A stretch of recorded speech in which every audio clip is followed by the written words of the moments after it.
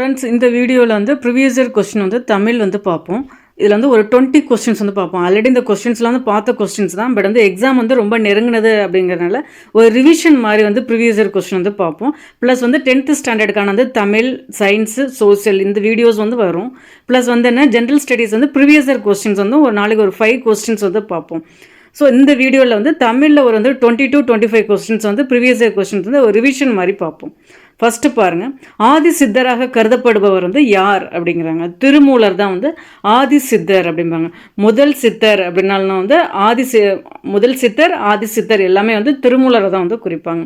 திருமூலர் வந்து என்ன, திருமந்திரத்தோட ஆசிரியர் தான் வந்து திருமூலர் அப்படிம்பாங்க. திருமுறையில் வந்து 10ஆம் திருமுறையை தான் வந்து திருமந்திரத்தை வந்து வச்சுருந்துருப்பாங்க. அவரோட வரிகள் அடிக்கடி கேட்டது வந்து என்னென்னா, ஒன்றே குலம் ஒருவனே தேவன், யாம் பெற்ற இன்பம் பெருக இவ்வையகம், அன்பும் சிவமும் இரண்டென்பர் அறிவிலார். இதெல்லாம் வந்து என்ன, திருமூலர் பற்றின கேட்ட கேள்விகள். நல்லா பார்த்துங்க ஃப்ரெண்ட்ஸ். ஆதி சித்தராக கருதப்படுபவர் யார் அப்படின்னா வந்து திருமூலர். ஆதி சித்தர், முதல் சித்தர் எல்லாமே வந்து திருமூலர் தான் குறிப்பிடுவாங்க. அடுத்து பாருங்க, நூல்கள் நூல் ஆசிரியர்கள் பொறுத்துக. காற்றிலே மிதந்த கவிதை அப்படின்னா வந்து அருணாச்சலம் வந்து சொல்கிறாங்க. ஏட்டில் எழுதாத கவிதை அப்படின்னா வந்து அன்னக்காமு.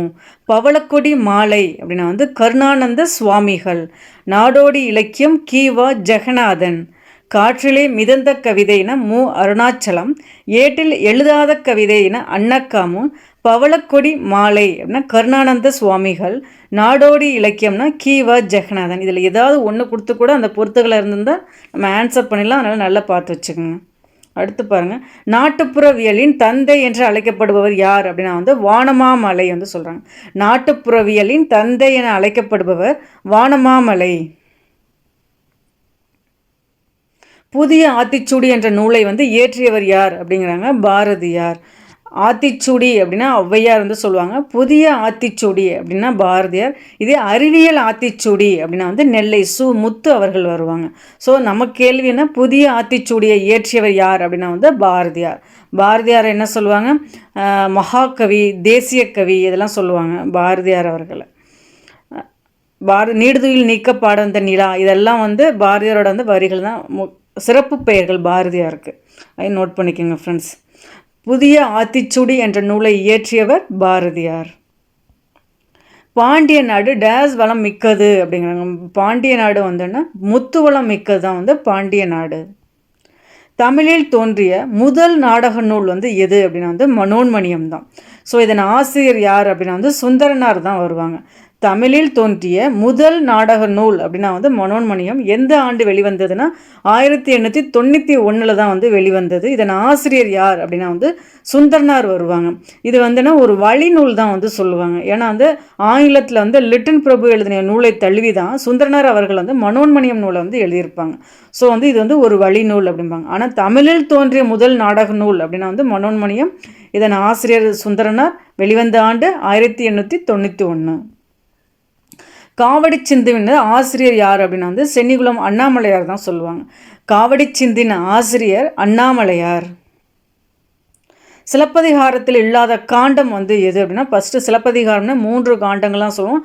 மதுரை காண்டம், புகார் காண்டம், வஞ்சி காண்டம் அப்படின்னு சொல்லுவோம். ஸோ ஆரண்ய காண்டம்ங்கிறது வர்றது. சிலப்பதிகாரம்னா வந்துன்னா பெரும்பிரிவுனா வந்து காண்டம், உட்பிரிவு அப்படின்னா வந்து காதை தான் வந்து சொல்லுவோம். சிலப்பதிகாரத்தில் மொத்தம் எத்தனை காதைகள் இருக்குது, 30 காதைகளை வந்து கொண்டது. சிலப்பதிகாரத்தின் ஆசிரியர் யார் அப்படின்னா வந்து இளங்கோவடிகள்.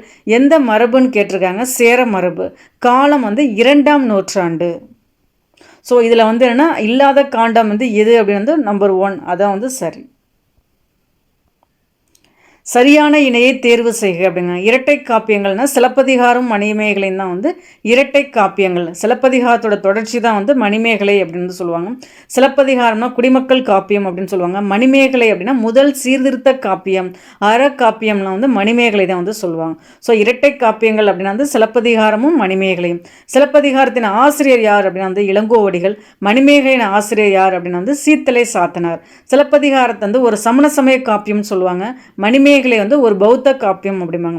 50 காப்பியங்களே 2 காப்பியம் தான் பௌத்த காப்பியம், ஒன்று மணிமேகலை, இன்னொன்று வந்து குண்டலகேசி. நாடக காப்பியம் என்று அழைக்கப்படும் நூல் வந்து எது அப்படின்னா வந்து சிலப்பதிகாரம் தான். குடிமக்கள் காப்பியம், நாடக காப்பியம், முதல் காப்பியம், இதெல்லாம் நிறைய பேர்கள் வந்து இருக்குது. அது நாடக காப்பியம் என்று அழைக்கப்படுவது வந்து சிலப்பதிகாரம். கம்பர் அவைப்புலவராக விளங்கிய அரசவை வந்து எது அப்படின்னா வந்து குலோத்துங். ஃபர்ஸ்ட் வந்து இவர் வந்து யாரோட அரசவையில் இருந்தார் அப்படிங்கிற மாதிரி கேட்டாங்க.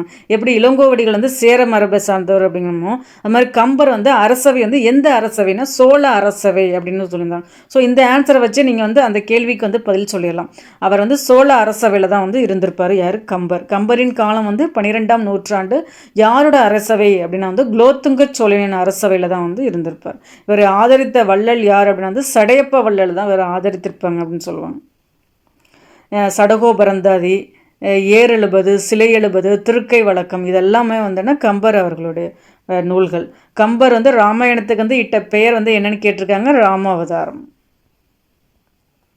தமிழுக்கு கதி என போற்றப்படும் நூல்கள் வந்து எது அப்படின்னா வந்து கம்ப ராமாயணமும் திருக்குறளும் தான் வந்து கதி என போற்றப்படும் நூல்.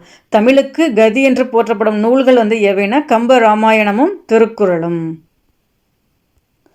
கம்ப ராமாயணத்தில் அயோத்தியா காண்டம் தான் 2ஆம் காண்டமாகும்.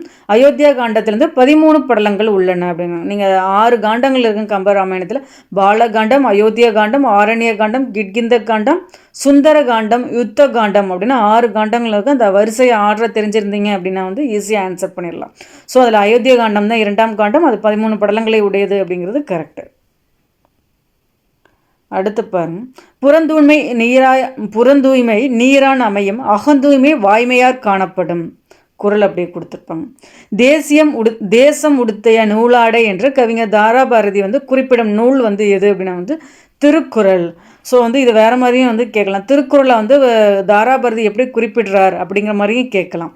தேசம் உடுத்திய நூலாடை என கவிஞர் தாராபாரதி குறிப்பிடும் நூல் வந்து என்னென்னா திருக்குறள். திருக்குறள்னா 17 கீழ்கணக்கு நூல்கள் ஒன்று தான் வந்து திருக்குறள் அப்படின்னு சொல்லுவாங்க. அடுத்து பாருங்கள், இந்த திணை வழிபறி நிறை கவர்தல் வந்து எந்த திணைக்குரிய தொழில் அப்படிங்கிற மாதிரி வந்து கேட்குறாங்க. ஸோ வந்து ஃபஸ்ட்டு வந்து என்னென்னா இது பாலை திணைக்குரிய தொழில்கள் தான் வழிபறி நிறை கவர்தல் அப்படிம்பாங்க. இது வந்து ஒவ்வொரு திணைக்குமே நீங்கள் பார்த்து வச்சுக்கிறது பெஸ்ட்டு. இதே வந்துன்னா குறிஞ்சி திணைக்கு அப்படின்னா வந்து தேன் எடுத்தல் கிழங்கு அகழ்தலாம் வந்து குறிஞ்சி திணைக்குள்ளது. ஏன்னா அது வந்து மலையும் மலை சார்ந்த இடம். ஸோ அங்கே உள்ள தொழில் வந்து என்னென்னா தேன் எடுத்தல் கிழங்கு அகழ்தல். முல்லை அப்படின்னா வந்து காடும் சார்ந்த இடம் தான் வரும். ஸோ ஏறு தழுவுதல் நிறை மேய்த்தல் இதெல்லாமே வந்து முல்லை நிலத்துக்குரிய வந்து தொழில். இதே மருதம் அப்படின்னா வந்து வயலும் சார்ந்த இடம் தான். நெல் அறிதல் களைப்பறித்தல் இது நம்ம ஈஸியாக வந்து சொல்லிடலாம். நெய்தல் அப்படின்னா வந்து மீன் பிடித்தல் உப்பு விளைவித்தல். ஸோ இதுவும் வந்து கரெக்டு. பாலை அப்படின்னா வந்து வழிபறி நிறை கவர்தல். ஸோ வந்து உங்களுக்கு நம்ம ஈஸியாக வந்து என்ன மருதம் நெய்தல் பாலை வந்து ஈஸியாக ஆன்சர் பண்ணலாம். கொஞ்சம் குழப்பமாக இருக்கிறது வந்து குறிஞ்சிக்கும் வந்து முல்லைக்கும் தான் இருக்கும். நல்லா நோட் பண்ணிக்கோங்க. குறிஞ்சிக்குரிய தொழில்கள் வந்து என்ன அப்படின்னா வந்து தேனெடுத்தல் கிழங்கு அகழ்தல். முல்லை திணைக்குரிய தொழில்கள் வந்து ஏறு தழுவுதல் நிறை மேய்த்தல். மருதத்துக்கு வந்து நெல்லறிதல் களைப்பறித்தல். நெய்தலுக்கு வந்து மீன் பிடித்தல் உப்பு விளைத்தல். பாலை திணைக்குரிய தொழில்கள் வந்து வழிபறி நிறை கவர்தல். ஸோ நம்ம கேள்வி என்ன, வழிபறி நிறைக்குவதல் ஆகியன எந்த திணைக்குரிய தொழில்கள் அப்படின்னா வந்து பாலை திணைக்குரிய தொழில்கள். அடுத்து பாருங்க, சமுத்திரம் படைப்புகளை மட்டும் தேர்வு செய்க. வாடாமல்லி, பாலைப்புறா, மண் சுமை, தலைப்பாகை இது எல்லாமே வந்து சமுத்திரம் அவர்களுடைய படைப்புகள். வாடாமல்லி, பாலைப்புறா, மண் சுமை, தலைப்பாகை இதில் ஏதாவது ஒன்று கொடுத்து கூட கேட்பாங்க, நோட் பண்ணிக்கோங்க. உதித்த என்ற சொல்லிற்கான எதிர்ச்சொல் வந்து என்ன? உதிர்த்த அப்படின்னா வந்து மறைந்த, அதான் இதோட எதிர்ச்சொல். சார்பெழுத்து வகைக்கு வந்து பொருந்தாதது எது அப்படின்னு கேட்குறாங்க. உயிரெழுத்து தான் வந்து சார்பெழுத்துக்கு வந்து பொருந்தாதது. ஏன்னா வந்து சார்பெழுத்து வந்து 10 வகைப்படும். நீங்கள் சொல்லி பார்த்தாவே தெரியும். உயிர்மை, ஆயுதம், உயிரிழப்படை, ஒற்றலைப்படை, ஐகார குறுக்கம், அவுகார குறுக்கம் அப்படிங்கிற மாதிரி ஒரு 10 வரும். சார்பெழுத்து அப்படின்னா வந்து 10 வகை. அதில் உயிரெழுத்து வந்து வராது. உயிரெழுத்தும் மெய்யெழுத்தும் சேர்ந்து வந்து 30 எழுத்துக்கள் சேர்ந்து தான் வந்து முதல் எழுத்து அப்படின்னு வந்து சொல்லுவாங்க. ஸோ அது வந்து சார்பெழுத்தில் வராது, முதல் எழுத்தில் தான் வரும். தாராபாரதி எழுதாத நூல் வந்து எது அப்படின்னா வந்து இருண்ட வீடு தான். ஏன்னா இருண்ட வீடோட ஆசிரியர் யார் அப்படின்னா வந்து பாரதிதாசன் அவர்கள் தான் வருவாங்க. புதிய விடியல்கள், இது எங்கள் கிழக்கு, விரல் நூலின் வெளிச்சங்கள் இது எல்லாமே வந்து தாராபாரதி அவருடைய நூட்கள் தான். இதில் வந்து இருண்ட வீடு அப்படிங்கிறதான் வந்து அவர் எழுதாத நூல். ஸோ இதுதான் ஆன்சர். பாரதிதாசன் தான் வந்து இருண்ட வீடு நூலின் வந்து ஆசிரியர். அவர் வந்து குயிலினம் இதில் கூட நடத்தியிருப்பாங்க. தமிழ்நாட்டின் ரசூல் கம்சதேவ் அப்படின்லாம் சொல்லியிருப்பாங்க. புரட்சிக்கவி அப்படின்னு புரட்சிக்கவி, தமிழ்நாட்டின் ரசூல் கம்சதேவ், இயற்கை கவிஞர், புதுவை கவிஞர், இதெல்லாம் வந்துன்னு பாரதிதாசன் அவர்களுடைய சிறப்பு பெயர்கள். ஓகே ஃப்ரெண்ட்ஸ், இதில் வந்து ஒரு 20 கொஸ்டின்ஸ் வந்து பார்த்துருக்கோம். இதெல்லாம் வந்துன்னு புதுசாக ஒன்றும் கிடையாது. நம்ம ஆல்ரெடி பார்த்த ப்ரீவியஸ் இயர் கொஸ்டின்ஸை எக்ஸாம் வரையும் வந்து கொஞ்சம் ரிவிஷன் மாதிரி பண்ணலாம் அப்படிங்கிற மாதிரி வந்து எடுத்துகிட்டு வந்திருக்கோம். ஒரு 20 கொஸ்டின்ஸ் தான் இதில் வந்து பார்த்துருக்கோம். பிடிச்சிருந்தால் லைக் பண்ணுங்கள், உங்கள் ஃப்ரெண்ட்ஸுங்களுக்கு ஷேர் பண்ணுங்கள், சப்போர்ட் பண்ணுங்கள். தேங்க்யூ.